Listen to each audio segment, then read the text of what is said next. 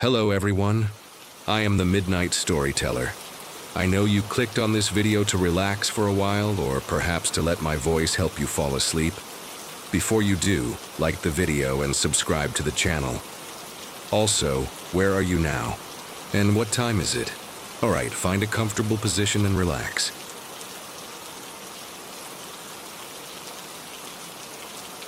Moving into this old house felt like stepping into a different era, not in a dusty, dilapidated way, but a place with character etched into its bones, where the very air hummed with unseen stories. I found it at a remarkable price, its location perfect, a quiet street lined with mature trees. It was everything I'd dreamed of in a home, save for one part, the basement. It was, to put it mildly, a relic, dimly lit by a single bare bulb hanging precariously from the ceiling. It was a chaotic graveyard of forgotten items left by the previous owners, worn-out furniture draped in sheets, boxes overflowing with who knows what, and a thick layer of dust that coated everything like a second skin. The air down there wasn't just stale, it carried a heavy, musty odor, a blend of damp earth and neglected wood. I had grand plans of transforming it into a usable space eventually, maybe a workshop or a storage area, but for the moment it remained a forbidden zone, a part of the house I mostly chose to ignore. The first night I spent there, the silence of the neighborhood was profound. I lay awake in my upstairs bedroom, the unfamiliar creaks and groans of the old house settling around me. It was a typical symphony of an older building, nothing alarming, just the expected soundtrack of a new home. And then, I heard it. The sound was faint at first, a soft, persistent dragging noise that seemed to come from directly below me, from the basement. It was muffled, indistinct, like something being pulled slowly across a hard surface down there. I paused my breathing, straining my ears, but it quickly faded, swallowed by the general stillness of the night. I dismissed it. Old pipes, the house settling, maybe a small animal somehow got in. These old places have their quirks, right? I told myself to stop being paranoid and tried to fall back asleep. But the sound returned. Not that night, but a few days later. And then again. It was inconsistent, unpredictable. Sometimes it was that soft drag, sometimes a dull roll, and occasionally, a heavier thud, like something substantial being set down. Each time it would grab my attention, pulling me out of whatever I was doing. I'd freeze, listen intently, but it always faded just as I felt I was about to pinpoint it. My initial rationalizations felt increasingly inadequate. It wasn't a constant sound, like a dripping pipe or a buzzing appliance. It was intermittent, deliberate, yet without an obvious source. Then something shifted.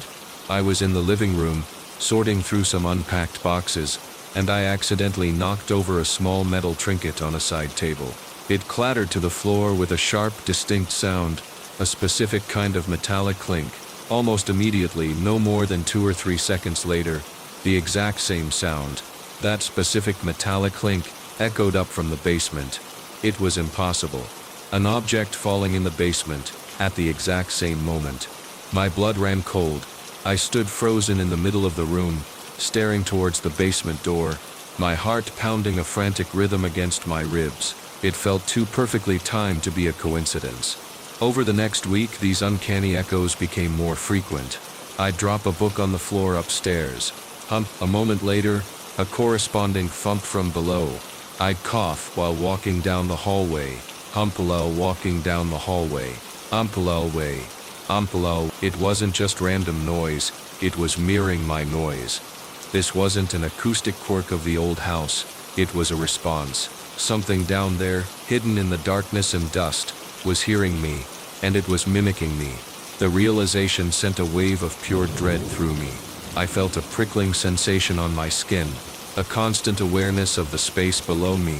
My rationality was screaming that this was impossible, a delusion brought on by stress or the eerie atmosphere of the house. But the sounds were too clear, too deliberate. I became hyper-aware of every sound I made. Walking lightly, closing doors gently, speaking in hushed tones. But even then, the echoes would find a way. The soft squeak of a floorboard overhead, a fainter, deeper squeak from below, my own quiet sigh, a drawn-out, raspy exhalation, echoing back. It was like I was being stalked by my own sonic shadow. This passive mimicry was infinitely more terrifying than an aggressive sound would have been. It felt like something was learning me, studying my patterns, lurking just beyond my sight, always listening. The fear built to a point where I knew I couldn't live with it unresolved. I had to confront it, to find a logical explanation, no matter how terrifying the search might be. I needed to see what was down there. On a Saturday afternoon, with the sun high and bright, casting long shadows but also offering some semblance of safety, I armed myself with a sturdy flashlight and took a deep, shaky breath before opening the basement door. The air was heavier than before, thicker with dust and that unsettling smell. My footsteps on the concrete floor seemed unnaturally loud, echoing slightly in the cavernous space. I moved slowly, sweeping the flashlight beam across the walls, the ceiling, the piles of junk. Nothing seemed out of place. No obvious openings. No signs of animals, just stagnant air and forgotten belongings. I reached the middle of the basement, surrounded by the accumulated detritus of decades. I decided to conduct a deliberate experiment. I cleared a small space near an old covered sofa. Taking another deep breath, I made a simple sound. I snapped my fingers. Snap. I waited, my heart hammering in my chest. A few seconds passed. Nothing. Maybe it only responded to louder noises. I tried again, this time clapping my hands. Clap. Still nothing. A wave of relief, fragile and uncertain, began to wash over me. Perhaps it was all in my head, a trick of the acoustics amplified by my growing fear. Just as I started to believe I was simply being paranoid, I heard it. Not from where I expected an echo to come from. Not from across the basement, but from directly behind me. Almost at my heels, a soft wet splat. My body froze. I spun around, shining the flashlight downwards, expecting to see a puddle or something dropped. Instead, on the dusty concrete floor, was a single dark, viscous-looking mark. It looked like something thick had just fallen there. And as I watched, horrified, another drop fell, landing with that same sickening splat right next to the first. My eyes shot upwards, the flashlight beam shaking uncontrollably, searching for the source. There was nothing above me, no pipes leaking, no ceiling dripping, just cobwebs, and the underside of the floorboards above. The second drop landed just as I heard it, a low wet splat, and then from the darkest corner of the basement, farthest from the windows and my flashlight's reach, came a sound that wasn't an echo, wasn't a drop. It was a soft, guttural chuckle, low, raspy, filled with a chilling amusement. The sound hit me like a physical blow. My knees buckled, and I stumbled backward, away from the drops in the dark corner. My mind reeled, unable to process what I was seeing and hearing. The drops were impossible. The chuckle was impossible. Every instinct screamed at me to run, to get out of this place, but my feet felt rooted to the spot, a morbid fascination battling the overwhelming terror. I forced myself to point the flashlight back towards the corner where the chuckle came from. The beam cut through the gloom, revealing stacks of boxes and shadows, but no figure, no source for the sound. Yet the air in that corner felt different, colder, heavier, and though I saw nothing move, I had the undeniable sense of a presence lurking there, just beyond the visible spectrum, watching me, amused by my terror. The drops stopped, the chuckle ceased, the basement was silent again, but it was a charged, expectant silence. My breathing was shallow, ragged, my heart hammering against my ribs, like it wanted to break free. I knew I couldn't stay there another second. Turning on my heel, I scrambled towards the stairs, not daring to look back. My legs were shaking so badly I nearly tripped halfway up. I burst through the basement door, slamming it shut with all my might, fumbling with the lock and the deadbolt, until I heard the satisfying clicks. I leaned against the door, gasping, my body slick with cold sweat. The house upstairs was silent, safe, normal. But the image of those dark drops, and the sound of that chuckle were burned into my mind. I never went down to the basement again. That door became a barrier, a line I dared not cross, but the fear didn't stay confined to the basement. Even upstairs, especially at night, I would sometimes hear faint scraping sounds that seemed to come from within the walls, or the floorboards above the basement would creak when no one was down there. I'd hear faint, almost inaudible whispers that might have been the wind, but felt like something else. I still live in this house. The price was too good to give up easily, and part of me refuses to be driven out by something I can't even see. But the sense of being watched, of sharing this space with something unknown and malevolent, is constant. The basement door remains locked, a silent sentinel to the darkness below, and every time I hear an unexpected sound, or feel an inexplicable cold spot, my heart leaps into my throat. I don't know what resides down there, or why it chose to reveal itself through mimicry and impossible drops. I only know that it is waiting, and sometimes in the deepest silence of the night, I can almost hear that low, raspy chuckle, echoing not from the basement, but from the very walls around me, a chilling reminder that I am never truly alone in this house.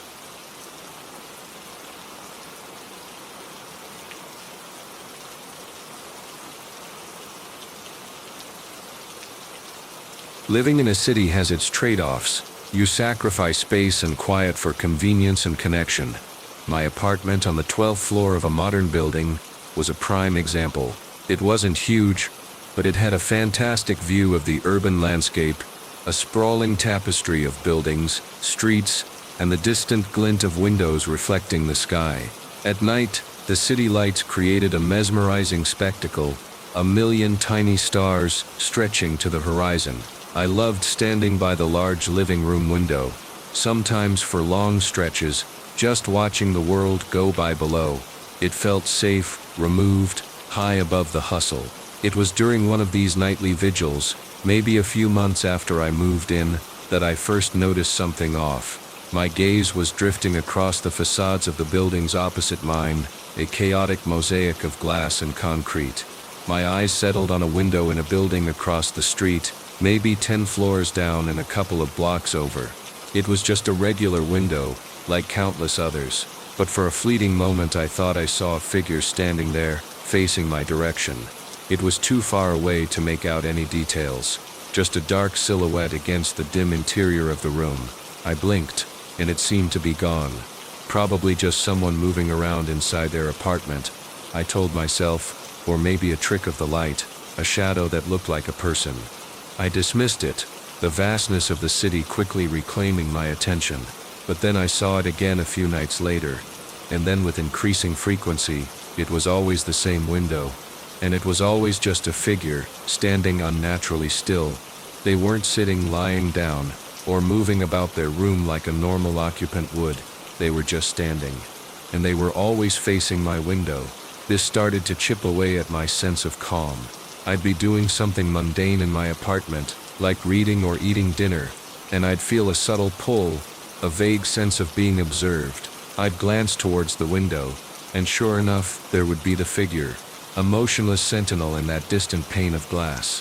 The first few times this happened, I'd immediately look away, a prickle of unease on my skin, but curiosity, or perhaps a growing, unwelcome anxiety, would always draw my eyes back. And each time I looked, it was still there. The feeling of being watched began to intensify. It was no longer just a momentary prickle. It was a constant low-grade hum of discomfort whenever I was in my living room after dark. I started to time it. I'd walk away from the window, deliberately not looking, maybe go make some tea or check my phone. Then, after a few minutes, I'd quickly glance back. Almost every time, the figure would be there. It felt as if it was waiting for me to look. This realization was deeply unsettling. Was it a coincidence? Was my brain just fixating on that window and filling it with a shape whenever I glanced over? Or was there something, or someone, actively observing my apartment? The sheer consistency of its appearance whenever I looked felt like a deliberate presence. It wasn't just a weird neighbor. It felt targeted. I tried closing the blinds. My apartment had vertical blinds that could be adjusted to block the view completely. I drew them shut, plunging the living room into semi-darkness, a physical barrier between me and that distant window. For a little while I felt a sense of relief. Out of sight, out of mind, right? But the relief was short-lived. Even with the blinds closed, the oppressive feeling of being watched didn't completely dissipate. It felt like the gaze was now pressing against the blinds, a weight on the other side of the fabric. I'd find myself glancing at the closed blinds, half expecting to see a subtle indentation or a shadow pressed against them. My sleep became erratic. I'd wake up in the middle of the night with a jolt, feeling exposed, my heart hammering. I'd sneak out to the living room, and through the tiny gaps in the blinds, I could sometimes still make out the distant window. Even in the dead of night, when most city lights were off, that particular window seemed to have a faint internal glow, and within it, the same static shape. I started to feel a creeping sense of paranoia infiltrate other parts of my life. Walking down the street during the day, I'd catch reflections in shop windows or car mirrors, and for a split second, I'd think I saw a tall, still figure standing behind me, only for it to vanish when I whipped around. I knew this was my mind playing tricks, fueled by the anxiety from the apartment, but I couldn't stop it. The figure itself remained vague. A silhouette. I strained my eyes, sometimes using binoculars which felt crazy, but I was desperate for answers, trying to discern any features, but it was always just a shape, tall, slender, motionless. Sometimes the binoculars seemed to refuse to focus on that specific window, or the view would shimmer and distort, as if heat haze was rising, even on cold nights. It was as if the figure resisted being clearly seen. The fear culminated one particularly dark and stormy night. The rain lashed against my window, and the wind howled it around the building. The city lights below were a blurred mess. I had the blinds tightly shut, double-checking them every few minutes. Despite the storm outside, the air inside my apartment felt unnaturally still, and the feeling of being watched was stronger than ever. It wasn't just a distant gaze, it felt closer, more immediate. I was trying to distract myself, watching TV with the volume higher than usual, but I couldn't shake the feeling. My eyes kept flicking towards the closed blinds. Suddenly I heard something that cut through the sound of the storm and the TV, a faint, almost inaudible tap against the inside of my living room window. My blood ran cold. I froze, every muscle tense. That sound, it came from inside my apartment, or rather from the window pane itself. On my side, I lowered the TV volume, straining to hear over the storm. Silence, save for the wind and rain, had I imagined it. Then, another tap, clearer this time. It wasn't the sharp rap of knuckles, it was softer, perhaps a fingertip, but deliberate. Tap, tap, my heart hammered against my ribs. I stumbled back from the sofa, staring at the blinds covering the window. I could see nothing through them, but I knew the sound had come from there. A wave of pure animalistic terror washed over me. It had found a way to reach across the distance. It wasn't just watching from afar anymore. It was at my window. I backed away slowly, never taking my eyes off the blinds. I fumbled for my phone, my hands shaking so badly I could barely hold it. Call the police. What would I say? There's a figure in a window miles away and I think it's tapping on my window now, but I can't see it. They'd send a psychiatric evaluation, not a patrol car. I retreated to my bedroom, slamming the door shut and locking it. It felt like a flimsy defense, but it was all I had. I stayed awake the rest of the night, huddled under the covers, listening to the storm rage outside, convinced I could still hear faint tapping sounds interspersed with the rain, or feel that heavy gaze pressing against my bedroom window. The figure didn't break in. The tapping eventually stopped, lost in the sounds of the storm, or maybe ceasing altogether. When dawn broke, weak and gray, I forced myself to check the living room. The blinds were undisturbed. The window pane showed nothing unusual, just streaks of rain. The distant building stood silently, its windows like empty eyes under the morning light. But the experience left a permanent mark. I couldn't live in that apartment anymore. The view I once loved became a source of crippling anxiety. Every window felt like a potential point of access or observation. I moved out within weeks, finding a new place without a clear view of other buildings. In fact, I chose one facing a brick wall, but even now, months later, the fear lingers. I still hate windows at night. I draw curtains tightly, triple-checking them. I avoid looking at reflections, Especially in the dark, terrified I'll see that static shape in the periphery, a silhouette that shouldn't be there facing me. The feeling of being watched follows me, a cold, persistent dread that settles whenever I'm alone, or in a quiet space. I never understood what the figure was, or why it seemed fixated on me, but I know it was real, and the terrifying thought that sometimes keeps me awake is that maybe it wasn't tied to the window or the building, or the distance. Maybe it's tied to me, and maybe it's still watching.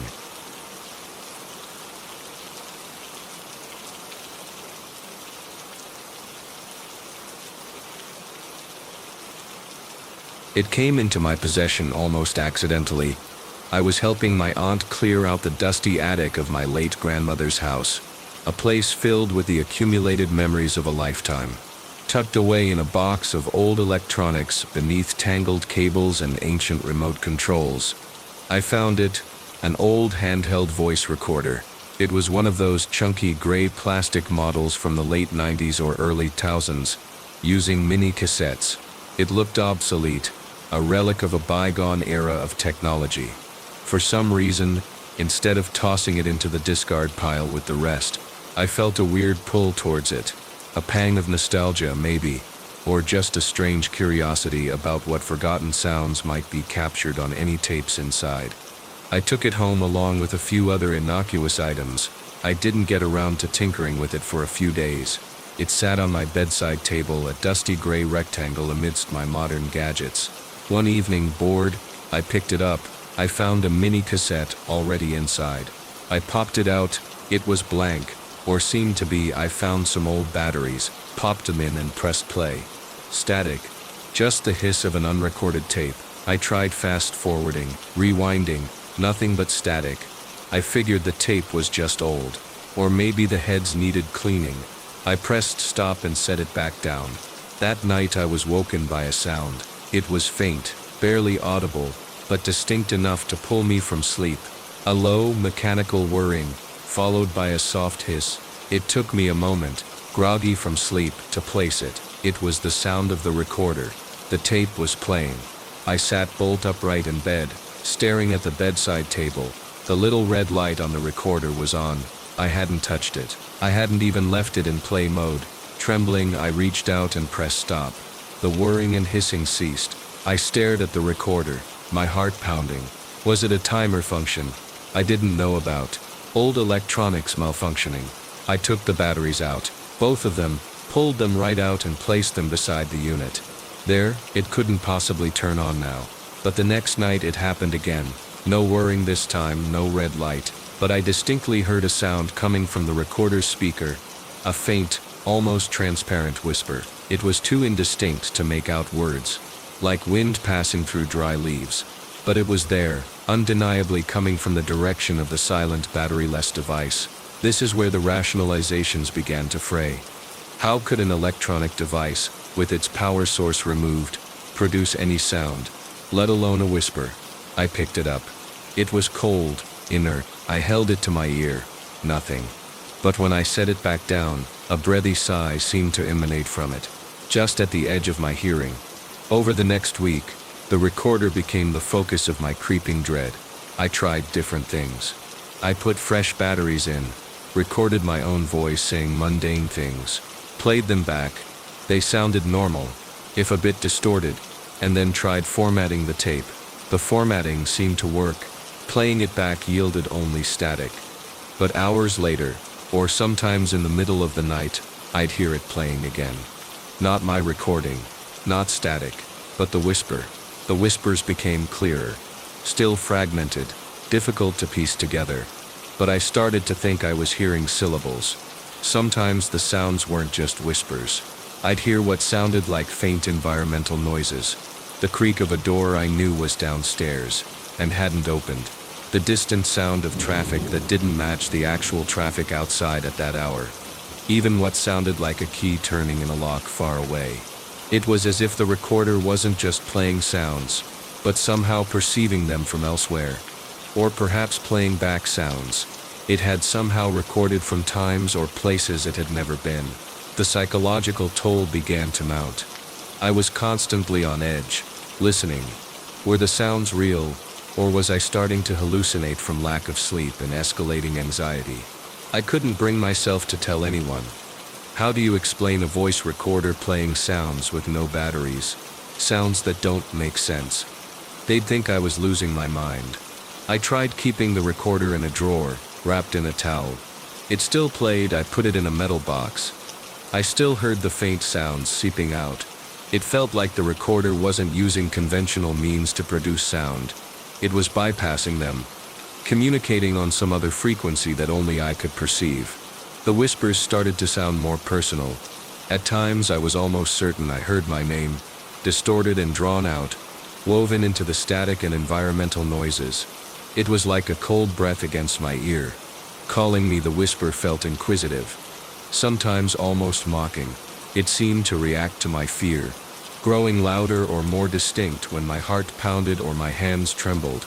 I couldn't use the recorder to capture its sounds. Every time I put in a fresh tape or tried to use its digital recording function, it had both. I'd only capture static or silence. It seemed its ability to play these impossible sounds was separate from its normal recording function. One night, the sounds weren't whispers anymore. I was trying to sleep, the recorder batteryless, wrapped, and tucked away in a drawer lying inert in the darkness of my room. Suddenly it clicked, a loud mechanical click that made me jump. Then the familiar whirring started up, louder than before. The little red light was on again, despite the missing batteries, and it began to play. It wasn't static. It wasn't whispers. It was a clear, horrifying sound. The sound of something heavy being dragged slowly, agonizingly across a rough floor. It was the kind of sound that vibrated in my bones, making my teeth ache. The sound was raw, guttural, punctuated by heavy, ragged breathing, like someone struggling, hauling an immense weight, and then woven into the dragging. I heard a choked cry quickly cut off, followed by that same heavy dragging sound, receding. My body was rigid with terror. This wasn't just a random sound. It felt like I was listening to a moment of pure, visceral horror, played back from somewhere. From when? From where? Was it a recording of something real? Something happening now? Something that happened in this house? Or something that will happen? The recorder continued to play the dragging sound on a loop. The whirring relentless, the little red light a malevolent eye in the darkness. The air in the room felt heavy, thick with a borrowed dread. I couldn't breathe properly. My lungs tight, my hands shaking uncontrollably. The sound was so real, so immediate, that it felt like it was happening in the next room. I knew with a chilling certainty that I couldn't just put it back in the drawer. I couldn't just leave it alone. It had played something fundamentally wrong, something that felt like a violation of reality itself, driven by a frantic, desperate need to silence that sound, to destroy the source of this creeping madness. I lunged out of bed. I grabbed the recorder. It felt strangely warm in my hand, vibrating slightly as it continued its horrific playback loop. Without thinking, I ran to the kitchen, fumbling for the heaviest thing I could find, a meat tenderizer. My hands were slick with sweat, my heart pounding so hard I could hear the blood rushing in my ears, over the sound of the dragging from the recorder. Standing in the kitchen, I raised the tenderizer and brought it down with all my might onto the recorder, which I had placed on the concrete floor. The plastic casing shattered. The mini cassette flew out. The mechanical whirring gave a final dying groan. I hit it again and again, smashing the circuit board, crushing the speaker, reducing it to shards of plastic and twisted metal. Each blow was fueled by pure terror and a desperate need for silence. When it was done, reduced to unrecognizable debris, the silence that followed was profound. I stood there panting, the meat tenderizer heavy in my hand, my body trembling violently. I quickly gathered the pieces, shoved them into a thick garbage bag, tied it tightly, and threw it into the outdoor bin, forcing myself not to look back. That was weeks ago. The physical object is gone. But the silence isn't empty anymore. I still hear sounds that no one else seems to hear. The faint hiss of static when no electronics are on. The distant, almost sub-audible creak of a door. And sometimes when I'm alone in the deepest quiet of the night, I hear it, a faint, rough dragging sound, like something heavy being pulled across a floor, seeming to emanate from the very walls of my apartment. The fear is a constant companion now. It's not the same as when the recorder was here. It's more insidious, a doubt that gnaws at my mind. Was it real? Was the recorder actually playing those sounds, or did the stress, the lack of sleep, the paranoia cause me to hallucinate everything? I don't know, but the memory of that dragging sound, the choked cry, the feeling of that warm vibrating plastic in my hand. It's all too real. I avoid old electronics, I flinch at unexpected static, and in the quiet moments I listen. Always listening. Because even though I destroyed the recorder, part of me is terrifyingly certain that whatever it was broadcasting, or recording, is still out there. And maybe now, it knows I heard.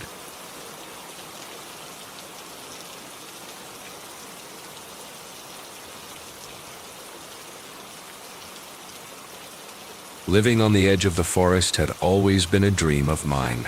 The property was a little slice of paradise, a small, cozy house with a decent-sized yard that sloped gently down to a dense, ancient-looking woods. During the day, the trees provided a beautiful backdrop, their leaves rustling in the breeze, birdsong filling the air. It felt peaceful, secluded, a perfect buffer against the noise and chaos of the outside world. I loved taking walks near the property line, just along where the manicured lawn gave way to the wild, tangled undergrowth and towering trunks. There was a sense of timelessness about those woods, a quiet mystery that was more comforting than unnerving.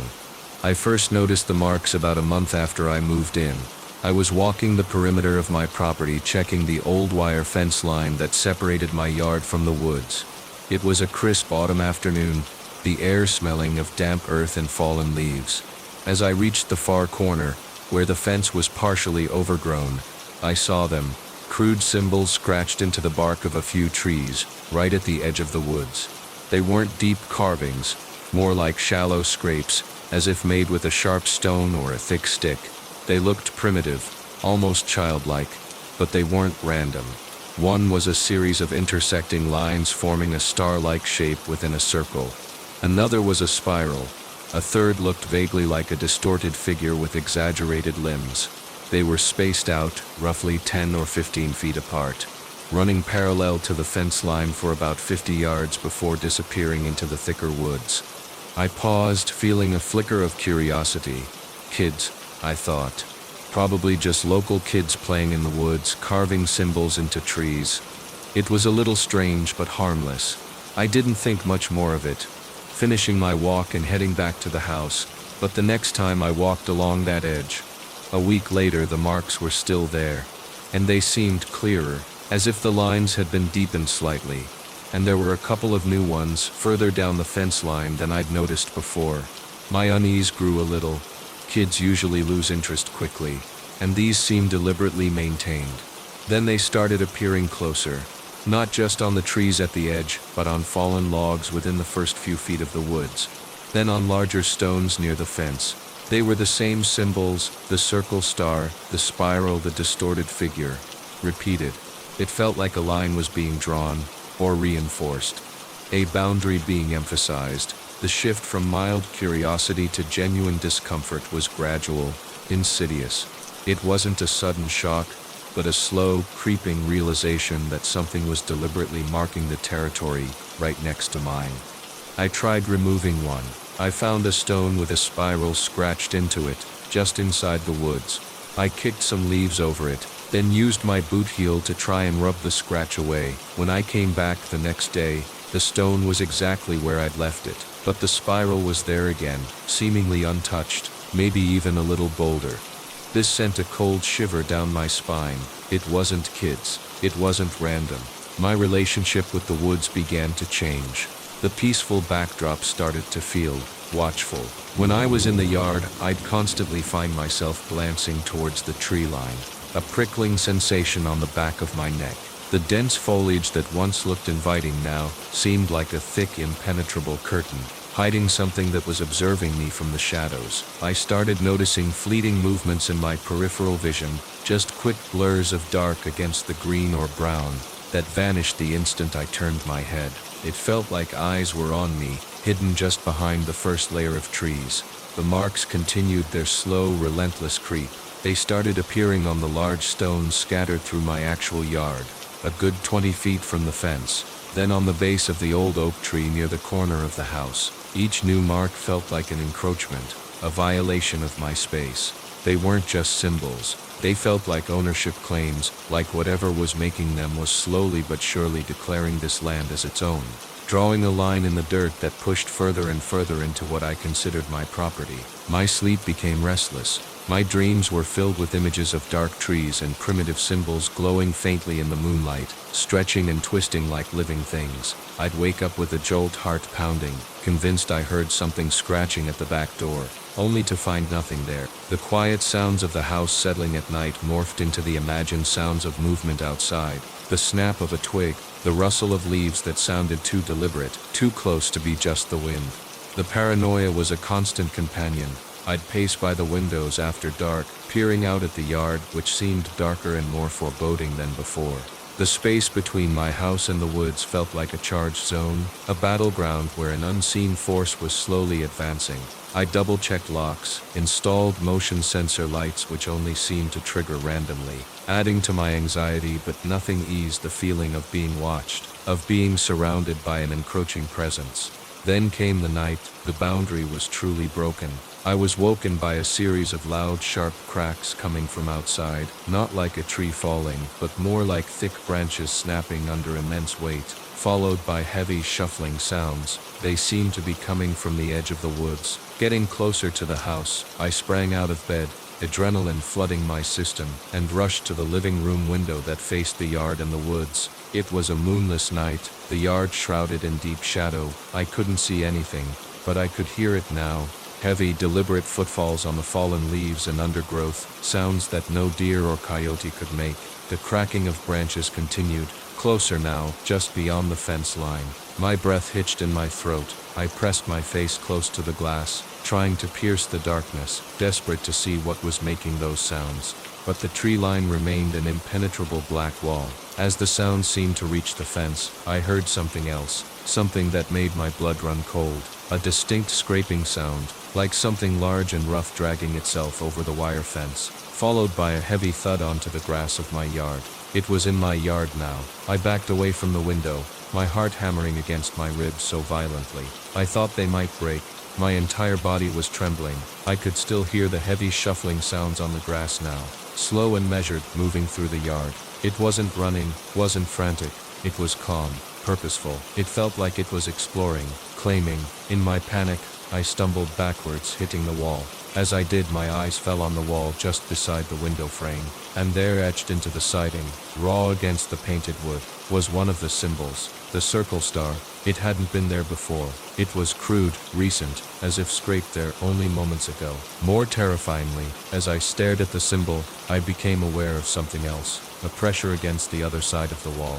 A cold spot that wasn't just the night air. It felt like something vast was pressed against the outside of the house, right where the symbol was. Listening, knowing I was inside, the heavy shuffling sounds outside seemed to stop. The air went still. The house was plunged into a suffocating silence that felt heavier than any noise. I stayed frozen there for what felt like an eternity, staring at the mark on the wall, feeling that unseen pressure, listening for any sound. There was nothing, but the silence was terrifying. It implied it was still there, just waiting. When dawn finally arrived, weak and gray, I cautiously approached the window again. The yard looked normal. The fence was intact. No obvious footprints or signs of damage on the grass, although the fallen leaves seemed more scattered in places. And the mark on the siding, it was gone. No trace of it, as if it had never been there. But I knew what I had heard, what I had felt, what I had seen on the wall. Whatever had been in the woods, whatever had been making those marks, had crossed the boundary. It had walked in my yard. It had touched my house. And even though the physical evidence vanished, the knowledge didn't. I still live here. Driven out by something you can't prove exists. Feels absurd, but the peace is gone. The woods are no longer a comforting backdrop. They are a looming threat. Every rustle of leaves sounds suspicious. Every shadow seems deeper. I still sometimes see those fleeting movements in the corner of my eye near the tree line. And occasionally when I touch the outside wall near where that symbol appeared, I feel a faint, unnatural cold spot, a chilling reminder that the boundary I thought existed is thin, perhaps even permeable. The marks haven't reappeared in such an overt way since that night, but the feeling of being watched persists. It's a deep-seated fear that lives in my bones now. I don't know what it wanted, or why it chose my home, but it marked its territory, and I feel like it marked me too.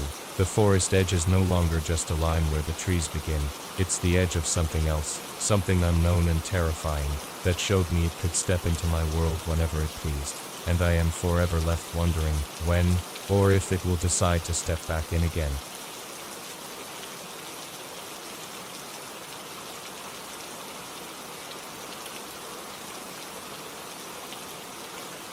Inheriting things can be complicated. It's not just about the physical objects, but the weight of the memories, the echoes of lives lived. When my great-aunt passed away, I was tasked with sorting through her belongings. She had lived a long, quiet life in a house that felt like a time capsule. Among the antique furniture and faded photographs, I found a doll. It was tucked away in a dusty corner of a spare bedroom closet, sitting on a high shelf. It wasn't a particularly remarkable doll at first glance. Porcelain face, painted features, synthetic hair styled into ringlets, dressed in a slightly faded Victorian-style dress. But there was something about it that gave me pause even then. Its eyes were wide open, painted a bright, unnatural blue, and they seemed to stare out with an unnerving intensity. They weren't the kind of doll eyes that closed when you tilted it. They were fixed open, unblinking. As I pulled it down from the shelf, brushing away the dust, I felt a strange, almost imperceptible coldness radiating from it. Despite the stuffy heat of the attic room, I shivered, though not entirely from the temperature. Something about its fixed gaze made me feel exposed. Still, it was an heirloom, a piece of family history. I decided to keep it, bringing it back to my own apartment.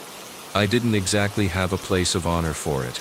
I put it on a high shelf in my living room, perched among some books and plants, where it was visible but not overly prominent. From there, its wide blue eyes seemed to take in the room. The first week was uneventful. The doll was just a dusty object on a shelf. Then I started noticing small things I easily dismissed. I'd leave the apartment in the morning, convinced the doll was facing one way, and when I returned, it seemed to have shifted slightly. Not a dramatic turn, just a few degrees. I told myself I was misremembering its exact position, or maybe vibrations from traffic, or the building settling were causing it to pivot on the shelf. But the shifts continued, and they became more pronounced. One evening, I distinctly remembered the doll facing the wall, its porcelain profile visible. The next morning, it was facing directly into the room again, its unblinking blue eyes seeming to fix on me the moment I walked in. It was always facing into the room, towards the living space, towards me. This started to cause a knot of unease in my stomach. I started marking its position subtly, maybe aligning its base with a specific book cover. Even with these markers, the shifts occurred. It wasn't just turning now. Sometimes, its head would be tilted at a slightly different angle. The feeling of being watched in my own living room intensified. Whenever I was relaxing, reading, or watching TV, I'd feel its gaze on me from the shelf.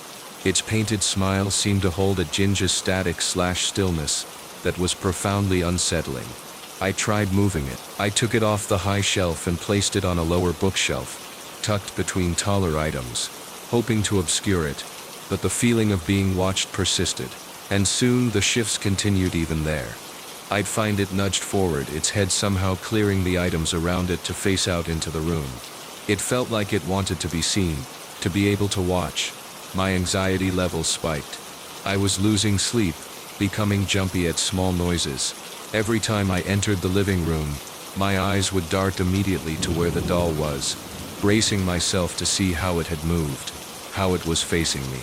The coldness I'd felt when I first picked it up seemed to permeate the air around it. a small bubble of unnatural chill in the room. Rationality fought a losing battle against the growing dread. Dolls can't move. It's impossible. It must be me, subconsciously adjusting it, or my imagination running wild.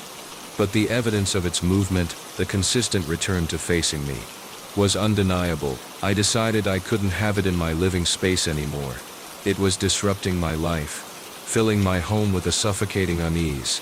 I took it carefully, trying not to touch its cold porcelain face, and carried it to the spare bedroom. I opened the closet door and placed it on the highest shelf, just like I'd found it in my great-aunt's house. I closed the closet door firmly. It felt like locking away a problem, a source of infection. For a couple of days, there was a fragile peace. The living room felt lighter. The oppressive weight lifted. I started to relax, to think maybe I had just needed to physically remove it, to break the cycle of anxiety. Then, late one night, I was woken by a sound from the spare bedroom, a soft rhythmic thump, like something light hitting wood, repeatedly. My heart leaped into my throat. I lay in bed, listening, trying to rationalize. A branch hitting the window. No, the sound was coming from inside the room, from the direction of the closet. The thumping continued, steady and deliberate. Thump, thump. It sounded exactly like the doll, sitting on that high shelf, perhaps its head or body gently hitting the inside of the closet door. But how? It was just sitting there. Terrified, but needing to know, I crept out of bed. The hallway was dark and silent. I eased open the spare bedroom door, the faint light from the hallway spilling into the room. The thumping was clearer now. It was definitely coming from the closet. Thump, thump. My hand trembled as I reached for the closet door handle. I hesitated for a long moment, listening to the rhythmic sound from within. What if I opened it? What would I see? My mind conjured horrifying images. The doll standing, banging its head against the door, its unblinking eyes fixed on the wood. Summoning every ounce of courage I possessed, I twisted the handle and pulled the door open. The thumping stopped instantly. The closet was dark. I fumbled for the light switch, my fingers shaking. When the light flooded the small space, my eyes immediately went to the high shelf. The doll was there, sitting exactly where I had placed it. Its porcelain face calm, its painted eyes wide open, staring straight ahead into the closet's interior. But something was wrong. Its position was slightly different from how I'd left it, nudged forward closer to the edge of the shelf, and on the inside of the closet door, right where the doll would have been sitting if it was facing outward, at head height were faint, curved scrape marks on the painted wood, and beneath those marks on the wooden shelf itself were tiny, almost imperceptible indentations, as if something had been repeatedly pressing down there. My breath hitched. It hadn't been banging its head against the door. It had been sitting on the shelf facing inward and repeatedly, rhythmically, leaning forward and pressing its face or head against the wood from the inside. The thumping was the sound of its porcelain head hitting the door. The realization was profoundly sickening. It wasn't trying to get out. It was doing this strange rhythmic self-contact while facing into the darkness. And the scrape marks on the door looked eerily like they could have been made by something sharp, perhaps fingernails. Though I knew the doll didn't have articulated fingers. I slammed the closet door shut, backing away from it, as if it were burning. I couldn't bear the thought of it sitting there facing the dark wood, pressing its head against the barrier with that steady, lifeless rhythm. I felt a wave of nausea wash over me. I couldn't keep it. Not anymore. It wasn't just a strange object. It felt like something deeply wrong, something that shouldn't be. That same night, I took the doll, wrapped it tightly in an old blanket, and drove several miles away to a deserted spot near the coast. With trembling hands, I threw it as far as I could into the dark, churning water. I watched the bundle sink beneath the waves, a desperate act of finality, but destroying or discarding it brought no peace. The image of its unblinking eyes, the memory of the rhythmic thumping from inside the closet, and the chilling implication of those scrape marks on the door are burned into my mind. The feeling of being watched didn't disappear. It simply became less focused, more general. Now I feel it everywhere, in the corners of rooms, behind my own reflection in windows, in the shadows at the edge of my vision. I still see the number of the street light change from 3 to 4, even though there's a gap there. When I think about the stairs story, I flinch at unexpected noises from within walls or floors, and I can't look at any dolls, without feeling a deep visceral revulsion, and that same unnerving coldness. The knowledge that it sat there, in the dark, deliberately pressing its face against the wood, rhythmically, endlessly, haunts my thoughts. I don't know what it was or why it chose me, or why it moved, but it was real. And the terrifying part is, throwing it away didn't feel like freedom. It felt like I had merely displaced the threat, sent it back into the world, where it might find someone else. Or maybe worse, maybe it wasn't in the doll at all. Maybe it was just using the doll as a focal point. And maybe, just maybe, it's still here. Still watching.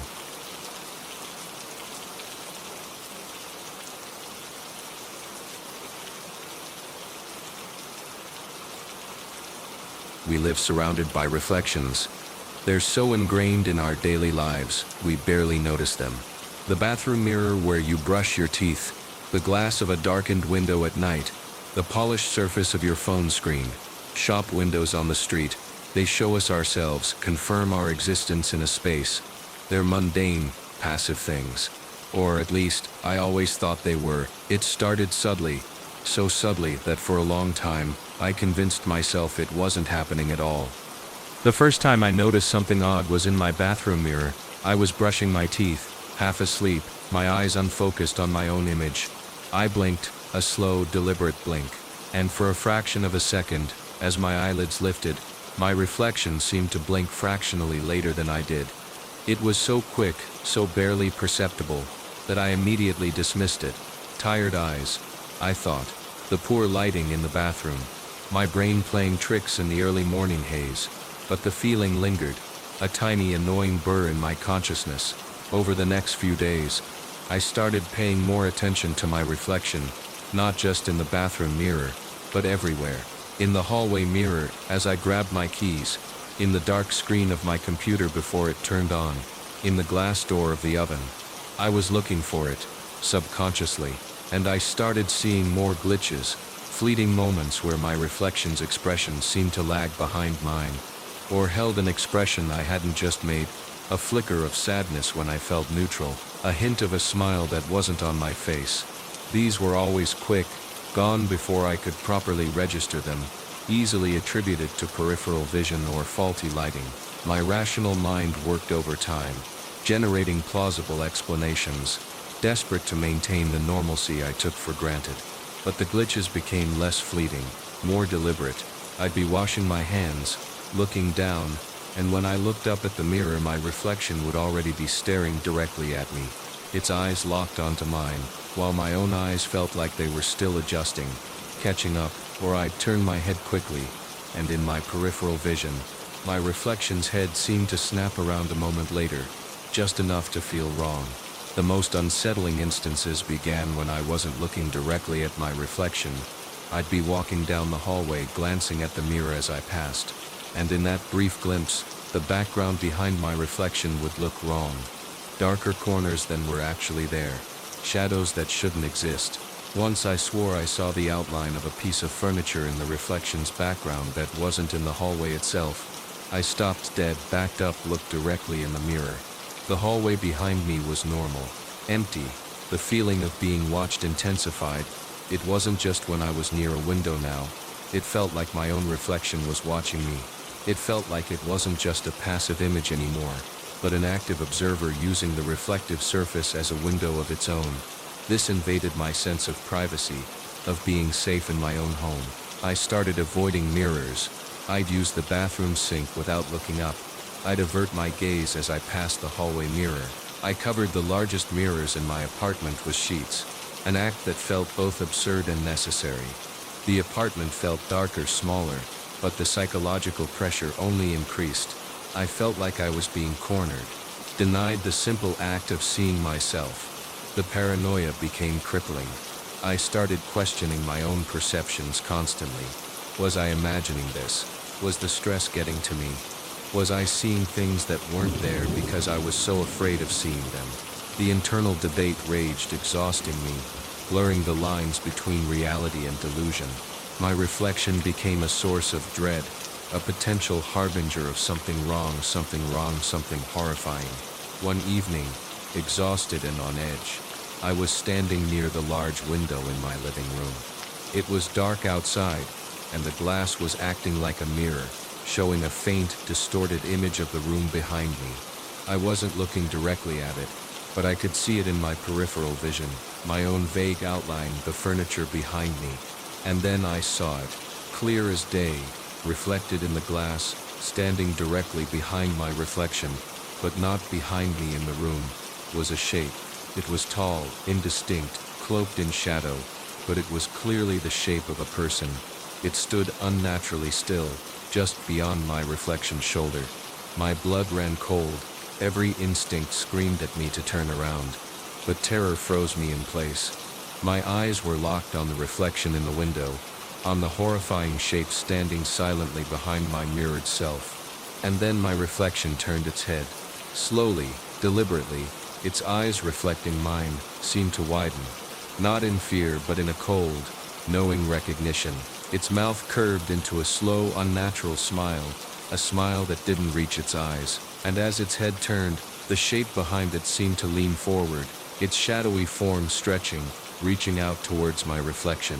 In that moment, looking at my own face contorted into that chilling, alien smile, with the impossible shape reaching from the darkness behind it, the barrier between my reality and whatever that reflection was connected to felt terrifyingly thin.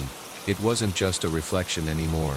It was a gateway, and something was trying to come through, or perhaps something was already here. Living in the mirrored space, using my reflection as a mask. Pure, unadulterated panic finally broke my paralysis. I cried out, a choked, strangled sound, and spun around violently, expecting to see the shadowy figure standing right behind me in the room. But there was nothing. The living room was empty, silent, normal. I whipped my head back towards the window. My reflection was there, still, facing forward, its expression mirroring my own wide-eyed terror. The shape behind it was gone. The glass just showed the dark, empty room. I stumbled away from the window, gasping for air, my entire body trembling. My hands were slick with cold sweat, my heart hammering against my ribs like a trapped bird. That horrifying smile on my reflection's face, the impossible shape reaching out. It was too real to dismiss. From that night on, I couldn't look at any reflection without a jolt of fear. I covered every mirror in my apartment completely.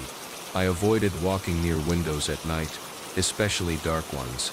I found myself checking my surroundings constantly, a frantic, sweeping glance behind me every few seconds, convinced that the shape I saw in the reflection might actually be there now, just out of sight. Daily life became a constant navigation around reflective surfaces. It's amazing how many there are when you try to avoid them. Polished surfaces, glass doors, even screens of deactivated phones. Each fleeting glimpse of my own distorted image, or the background behind it, sends a wave of panic through me. The fear isn't just about seeing something horrifying. It's about the violation of my own image. It feels like my reflection isn't just me anymore.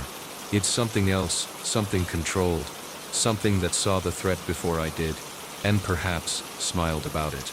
The memory of that smile, that cold, unnatural curve of my own lips on my reflection's face, haunts me more than the shadowy figure itself. I don't know what that reflection was connected to, or why it chose to reveal itself to me, but I know that I can never trust a mirror again. I live in a world where seeing myself is an act of bravery, a risk of witnessing something that defies reality. And the most terrifying thought is that maybe, just maybe, the glitches weren't random malfunctions. Maybe they were deliberate. Maybe my reflection was trying to tell me something before the main event. Or maybe it wasn't trying to warn me at all. Maybe it was something else entirely. And the constant, chilling sensation that something is always just behind me, just out of sight, feels like the ghost of that impossible shape, a permanent shadow cast, not by the light, but by my own corrupted reflection.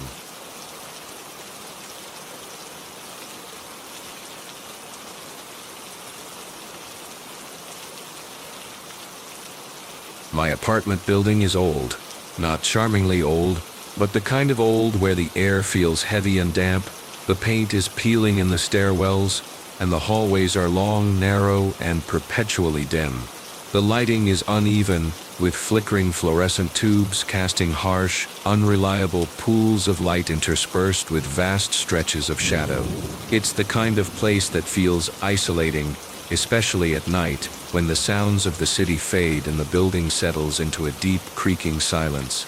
I never particularly liked the hallways. Walking down them, even during the day, felt like traversing a tunnel. But it was late one evening, coming back from working late, that I first noticed it. I was walking towards my apartment, down the long corridor on my floor. As I approached the far end, where the hallway turned sharply towards the emergency exit, I saw it, a faint, shimmering patch of light. It wasn't bright, more like a hazy luminescence, located right at the very end of the straight stretch, just before the corner. My initial thought was that it was light bleeding from the stairwell, or perhaps a gap in the wall letting in moonlight. But as I walked towards it, the light seemed to recede. It didn't get bigger or clearer as I approached, which is what you'd expect from a light source. Instead, it seemed to shrink, to pull back, as if retreating into the corner itself. By the time I reached the spot where I had seen it, it was gone. Nothing there, but the peeling paint and the perpetual shadow of the unlit corner. I paused, confused. I looked back down the hallway. It was dark, empty. I looked at the corner again, still nothing. Maybe it was an optical illusion. I thought, a trick of the poor lighting and my tired eyes. I shook my head and continued to my apartment door, unlocking it and stepping inside, dismissing the oddity. But the next evening, it was there again. As I walked down the hallway, there was that same faint glimmer at the far end, and again, as I walked towards it, it retreated, vanishing just before I reached the corner. This time, I stopped dead about halfway down the hall. I stared at the corner, forcing myself to hold my ground. The light didn't reappear. I took a step back, still gone. I turned my back to the corner and took a step towards my apartment door, and as I did, out of the corner of my eye, I saw the light reappear at the far end, as if it had been waiting for me to stop looking directly at it. A knot of unease began to form in my stomach. This wasn't random. It was reacting to my presence, my movement, my attention. It was playing a game. I tried another test. I walked towards the corner, watched the light recede, and just as it vanished, I spun around as quickly as I could, snapping my head back to face the corner. For a split second, I caught a glimpse of it again, just as it was pulling back, a fleeting shimmer before it was completely gone. This pattern repeated every time I used that hallway after dark. The light always there at the end, always retreating as I approached, always reappearing the moment I wasn't looking directly at it. It became an obsession. I'd find myself standing at the end of the hallway near my apartment door, staring down the long corridor waiting for it to appear. And it always did. A faint, unnatural glow in the permanent shadow of the corner. The feeling of being watched returned, stronger than ever. It wasn't just the light. It felt like whatever caused the light was watching me. From that distant corner, something was observing my every movement, every attempt to ignore it, every frustrated experiment. The hallway itself started to feel hostile, like a trap. Walking down it became an ordeal, my heart pounding, my breath shallow, every nerve on edge. I considered taking the stairs, but the stairwell felt even worse, darker, colder, with the smell of damp concrete and stagnant air. The hallway at least had some light, even if it was unreliable. I started hearing things too, faint sounds that seemed to originate from the far end of the hallway. A soft, almost inaudible scraping sound, like something being gently dragged across the floor. A low hum, deep in the walls, and sometimes carried on a draft. I couldn't feel what sounded like a whisper, too distorted to understand, but undeniably there. These sounds would stop the moment I stopped to listen, adding another layer to the maddening elusiveness of the phenomenon. The psychological toll was immense. I was constantly tired, my sleep interrupted by nightmares of endless hallways and receding lights. During the day, I'd find myself staring down corridors at work, half expecting to see that faint glimmer at the end. I questioned my sanity. wondering if I was projecting my fear onto the environment, if the light was just a trick of my tired brain. But the consistency, the way it reacted to my movements, felt too real to be mere hallucination. It felt like intelligent, albeit alien, behavior. The dread built steadily, culminating one night when I had to go out for something urgent, later than usual. The hallway felt particularly dark and oppressive. The fluorescent lights seemed dimmer, flickering more erratically, casting dancing, elongated shadows that stretched and twisted like grasping hands. As I stepped out of my apartment, there it was, the light at the end of the hallway, pulsing faintly in the gloom. But tonight it was different. It wasn't just a hazy glow. It was brighter, more defined, and within the luminescence I could see a shape. It was vague, like looking through frosted glass, but it was there. A vertical mass, darker than the light surrounding it, standing perfectly still. My breath caught in my throat, my heart hammered against my ribs. Terror locked my limbs in place. I stood at the threshold of my apartment, staring down the length of the corridor at the shape in the light. It didn't recede this time. It just stood there waiting, and then I heard the whisper again. But it wasn't faint or distorted anymore. It was clear, distinct, seeming to echo from the light itself, filling the hallway with a chilling resonance. It said my name spoken in a voice that was somehow both familiar and utterly alien. A dry, rasping sound that felt like stones grinding together. The sound of my name called by that thing in the light shattered my last vestiges of calm. A wave of pure animalistic fear propelled me forward, not towards it but instinctively, desperately, back towards my apartment door. But as I turned, I felt the hallway seem to change. The air thickened, became resistant, like trying to run through water. The floor felt uneven, my feet stumbling. The walls seemed to warp in my peripheral vision, stretching, making the distance to my door feel impossibly long. As I scrambled back, fumbling for my keys, I risked a glance back down the hallway. The light was gone, the corner was just dark shadow again. But for a split second, as the hallway lights flickered violently, I saw something else. Not in the corner but much closer, maybe halfway down the hall. Just a fleeting glimpse of a tall, impossibly thin shape, blacker than the surrounding shadows, pressed flat against the wall, as if trying to become one with the paint. Then the light stabilized, and it was gone. I burst into my apartment, slamming the door shut, locking every lock, leaning against the wood, gasping for air. My body was shaking uncontrollably, slick with cold sweat. The terror was absolute, primal. That night marked a turning point. I stopped using that hallway after dark. I'd wait until morning. Or if I had to leave late, I'd use the fire escape. It felt extreme. But the thought of walking down that corridor, of seeing that light, of hearing my name called by that voice, was unbearable. Even now I avoid long hallways. Dimly lit corridors fill me with a profound sense of dread. I constantly feel a pull towards distant points, a phantom light shimmering just outside my direct view. The sense that the hallway is watching, that it's waiting for me to walk its length again, never truly leaves. I don't know what the light was, or the shape, or the voice. Was it trying to lure me, to trap me? I have no answers. I only know that it fundamentally altered my perception of space, turning the simple act of walking down a corridor into a journey fraught with unseen, terrifying possibilities, and the knowledge that it's still there, waiting at the end of that long, dark hallway, is a fear that lives in the quiet corners of my mind, a permanent shadow cast by a light I never fully understood.